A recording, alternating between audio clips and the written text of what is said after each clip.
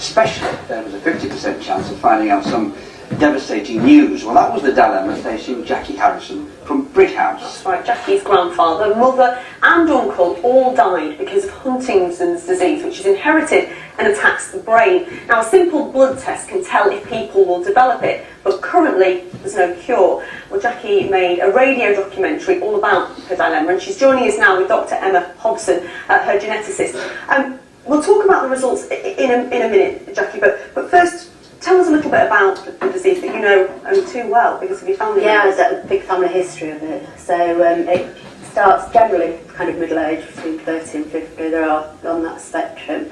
And gradually people with it lose the ability ultimately to walk, to talk, to think, to speak. But it's a very slow progression. So my brother, who I care for full time, he's got 2 degrees, but now he can barely even tie his own shoelaces or eat. There's no medical cure for this, so why in the world would you want to find out whether you have it or not? You think about it every day of your life. So it used to be called Huntington's creed, so people move about a bit, and that's my brother now. And so I was a bit twitching. The chance of meeting with a stranger said, "Oh, do you think you might have it?"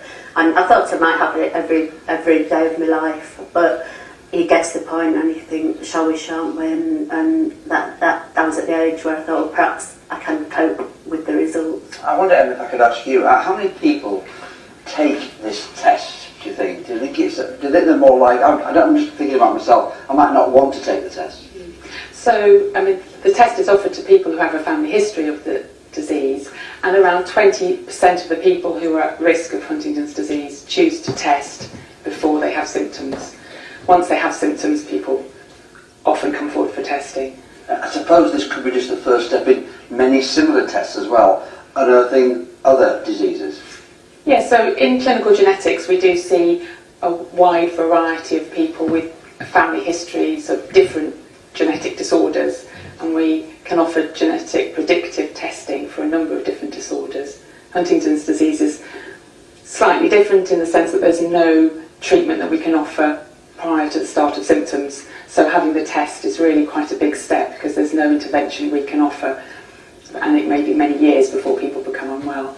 Jacqui, this disease has had a huge impact on your family, hasn't it? Yeah, my grandmother basically lost her husband to Huntington's. Both her children died in their 40s, and then she brought up my brother and I.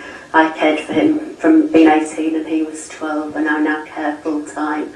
So it's all of my family, plus you're living with that own risk over your head. So really, I've tried to do now as much as I can about awareness, because it's been a very hidden disease in the past because the movements are strange, the behaviour's strange. In the documentary, you find out you don't have the condition. What was it like hearing that news?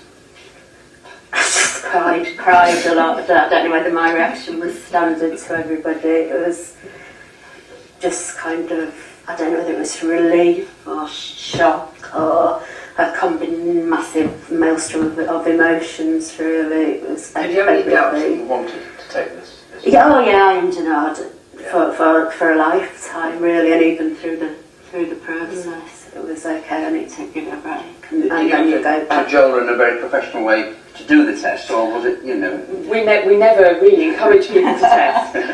The test is there for the patients, and there's no real medical reason to have that test.